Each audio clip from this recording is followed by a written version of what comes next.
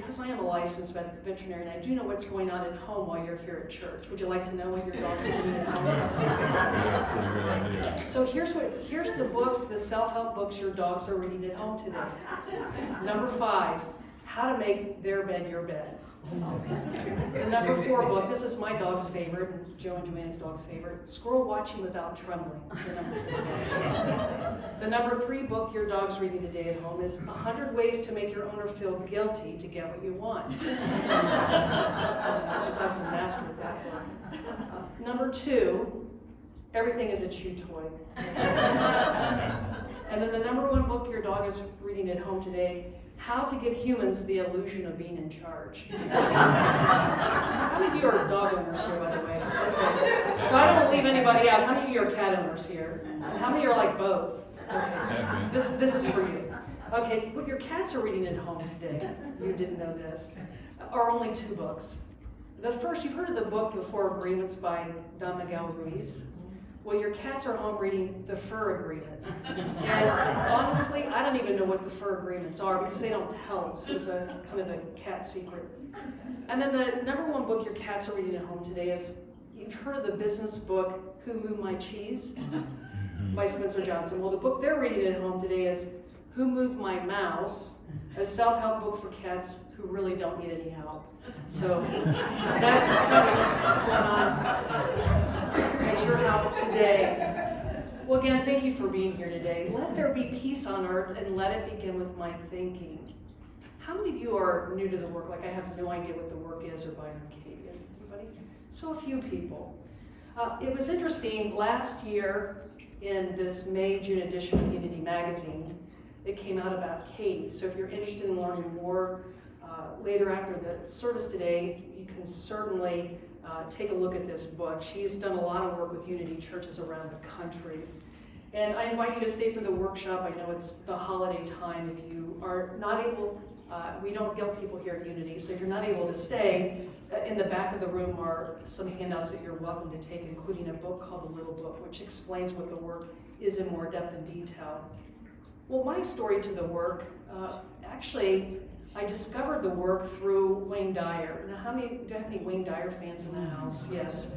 So how I was introduced to Wayne Dyer as a high school student, I was in a bookstore. I don't think they had self-help sections back then, they might have.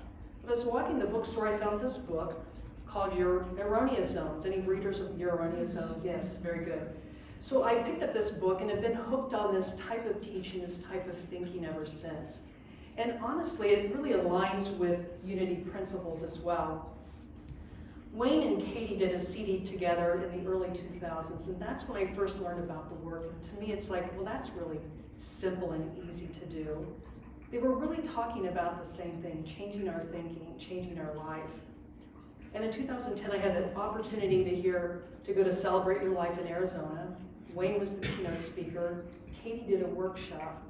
I went to the workshop, and I was actually a little confused about the work. I did a sheet on my coworker who was my problem. Anybody else here think that other people are your problem? That's insane. But I was that insane back then. I thought she was my problem. If she would change, I would be happy. And after the workshop, I was still a little confused, but yet I knew there was something really important there for me. It's, Reverend Joanne talked about that pull that we have sometimes. I went the following summer in 2011 to Omega Institute. Maybe you've been to Omega Institute. It's in New York, to hear Katie and did a full weekend. And honestly, that changed my life. I had some epiphanies that I'll talk about later on. And it was then that in 2009, I told Katie I wanted to learn more about the work. And the last 2 years, I've become a certified facilitator. Well, what is the work? The work is inquiry. It's meditating on a moment in time and asking a series of questions. Some people call it inquiry-based stress reduction. And all it requires is that you have an open mind, open heart. All it requires is you have an open mind and an open heart. It's really about, as I said in the meditation, realizing that all the answers you need are inside you. You're the teacher you've been waiting for.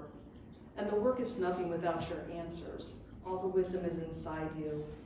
It's a way that we can identify these stressful thoughts and judgments and assumptions that are running through all of our heads, put them on paper, question them. Because when we believe these thoughts, the effect on us is stress, anxiety, and suffering. And again, when we question these thoughts, these judgments, we find peace and wisdom within. Let peace begin with me. You know, the idea of being in the present moment and challenge our thinking really is not new. So here's some quotes from famous people that this type of thinking's been around for quite a long time. Lao Tzu said, if you're depressed, you are living in the past. If you're anxious, you are living in the future. If you're at peace, you are living in the present. Buddha said, do not dwell in the past. Do not dream of the future. Let the mind remain in the present moment. Epictetus, a Greek philosopher, said, we are disturbed not by what happens to us.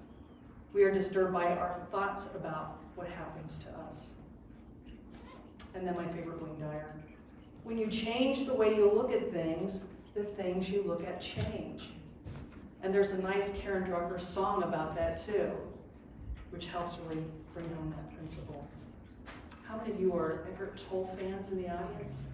Yeah, very good. So here's what Eckhart Tolle says. The primary cause of our unhappiness is never the situation. It is our thoughts about the situation. Be aware of the thoughts you are thinking. Separate them from the situation, which is always neutral. It is as it is. Loving what is the title of Katie's book. Change your perspective and you change your situation. Life will give you whatever is needed for the evolution of your soul. How do you know you need this experience or this person in your life? How do you know that's what is needed? Because you are having this person, this experience in your life. So that's wisdom from Eckhart Tolle. And from Katie, who founded the work, and Katie's history and story about how it came through her is on the website. I won't go through that today.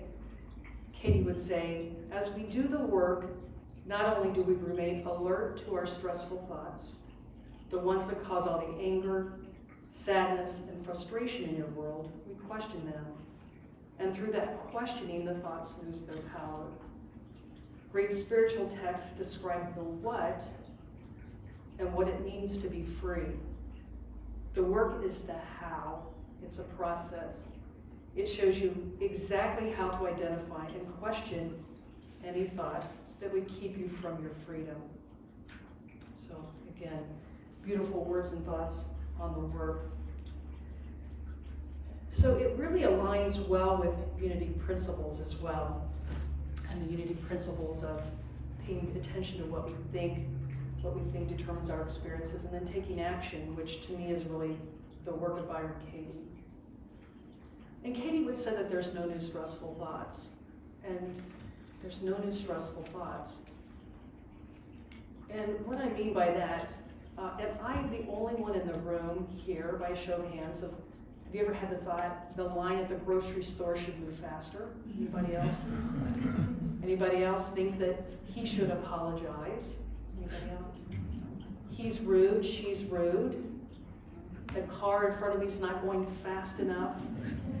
Yeah, so there's no new stressful thoughts. They're all recycled. We are all similar. We're all very much alike. And again, no new stressful thoughts in the world.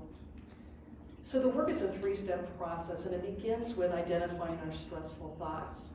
Katie would say that the work is meditation. And what I mean by that, we meditate on a moment in time. We get still. We don't try to force the answers. We let the answers come to us. Again, the work is meditation, meditating on a moment in time. And you may challenge one belief and spend an hour sitting in silence waiting for the answers to appear. The work is about identifying stressful emotions. Now, for most of my life, I never realized the connection between my emotions and what I was thinking. You see, if you're having a stressful thought, if you're in anxiety, it's important to examine the thought that's causing that. Behind every stressful feeling, anger, sadness, is a stressful thought. And I never really realized that connection. In fact, for me it was about, early on realizing that, boy, when I started feeling that as a kid, I would eat sugar and nothing took it away quicker than that anxiety and sugar. But you may have something different that you do. Alcohol, cigarettes, nicotine, maybe Candy Crush on your iPhone, whatever that takes you out of that uncomfortable feeling.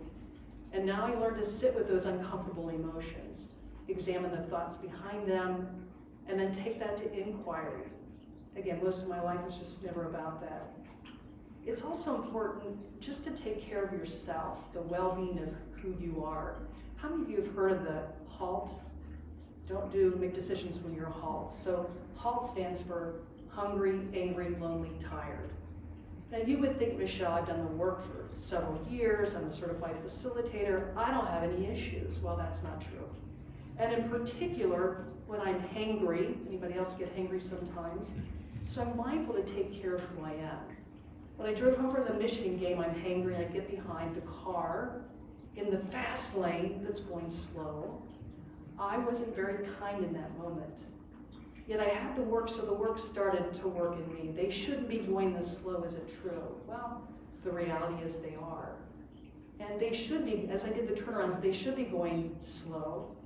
It may be the first time they got in this lane. It's construction, and it could be very scary for them. So yes, they should be going slow so that they don't cause an accident for somebody else. Once you do the work long enough, the work starts to work in you, and it just becomes funny sometimes. As you get in the line at the grocery store, and it's taking a little longer than you think it should, and you do the work and see that the line shouldn't move. And then you see all the examples and the reasons why it shouldn't. You know, yesterday I was in the line and the game's getting ready to come on. It's going very slow. Well, I did the work and I found the key to happiness as I'm reading through the magazines. So, I mean, this is the key to, you know what the key to happiness is? I found this on those magazines that we never want to read as we're going through the line. The secret to happiness is a yellow lab puppy. So anyway. Just thought you would want to know. And I love this analogy Wayne Dyer gave to me. So as you look at this, what is this? An orange. And if I squeeze it, what comes out? How come orange juice comes out? Because it's an orange and that's what's inside. So if this were you and you had a lot of negative thinking and your stress and your anxiety and it's the holidays and you're not looking forward to doing, and I squeezed on you, what would come out? Anxiety and stress and bad thoughts. So this whole self-work that we do on ourselves, not only spiritual healing, emotional healing is so important for peace on earth. When I'm a more peaceful person and I pass that peace on to somebody else and they pass it on to somebody else, that's how we create peace, one person at a time. Katie would say, don't do the work on yourself first, because sometimes it comes with a motive. Like if I want to do the work because I want to lose weight, that comes with a motive.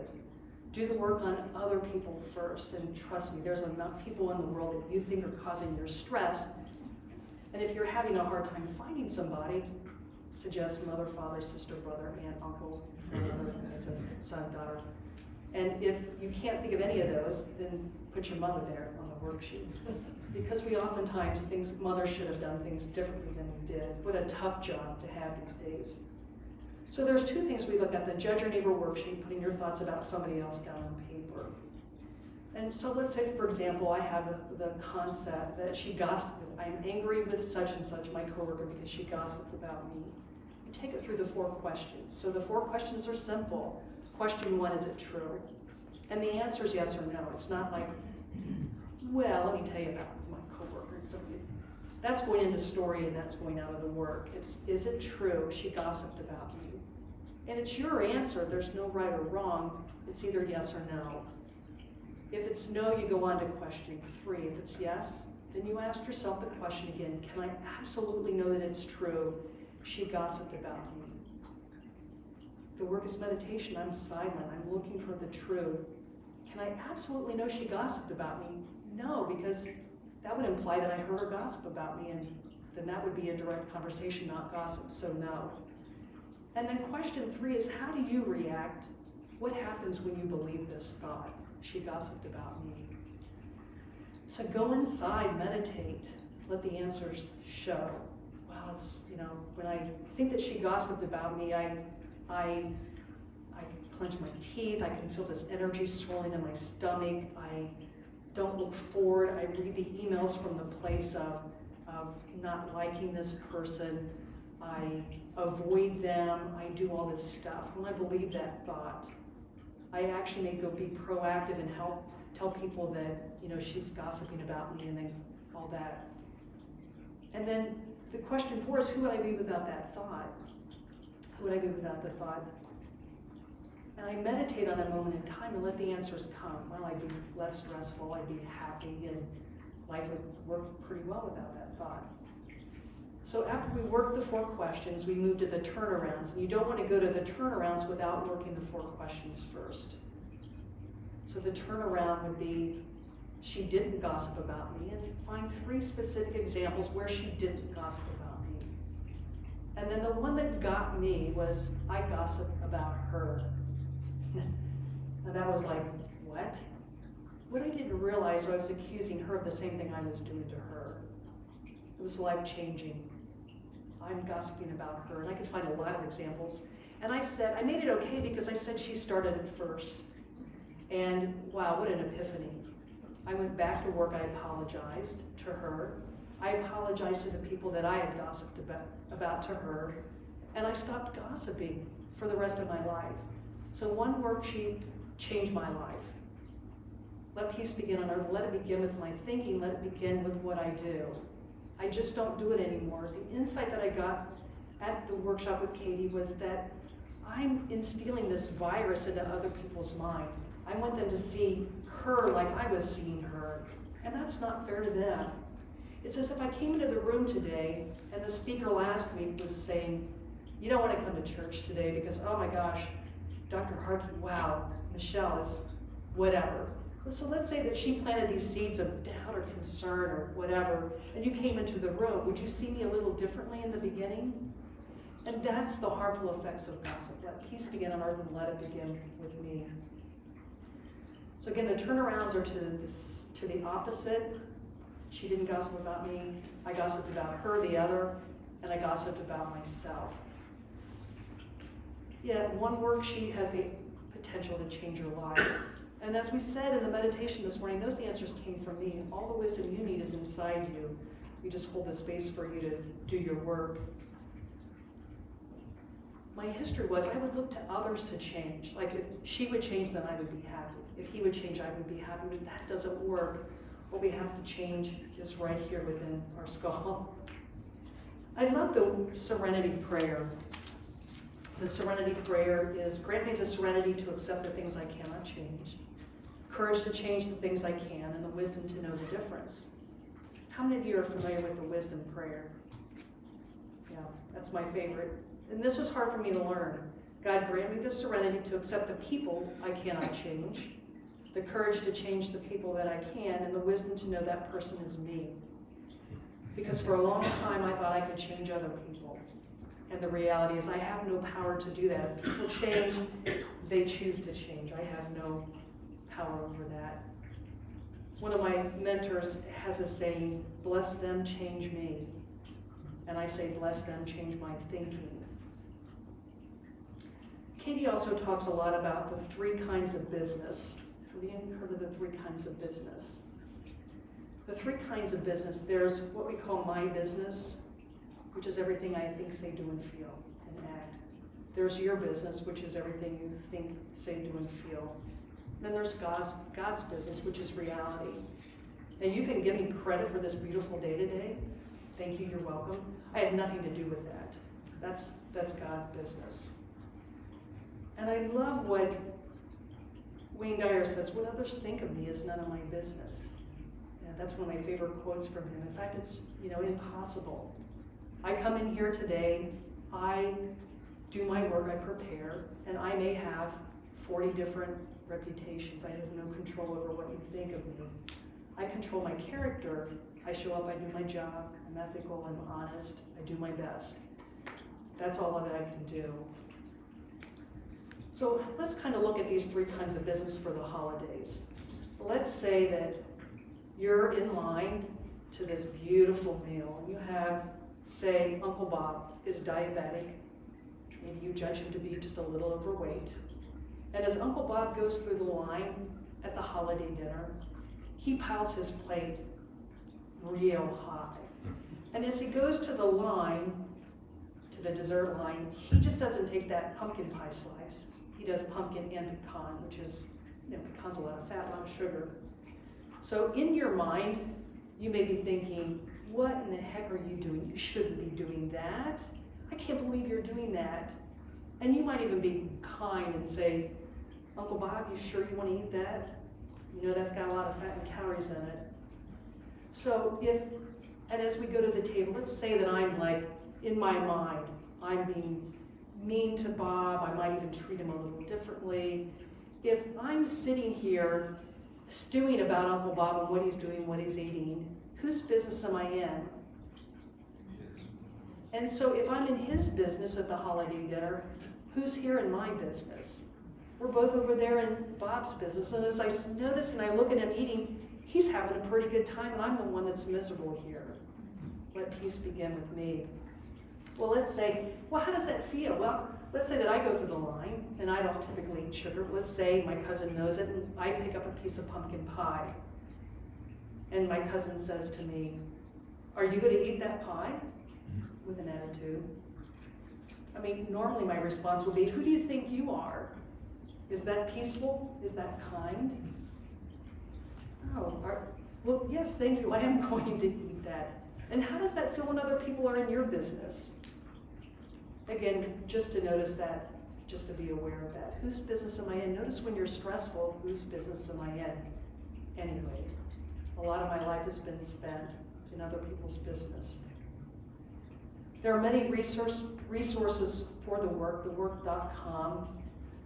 Everything you need to do the work is provided free by Katie, all free. There's a helpline staffed throughout the day and night by people all over the world. Events with Katie, Omega, she'll oftentimes go to Omega, the School for the Work, Facebook Live.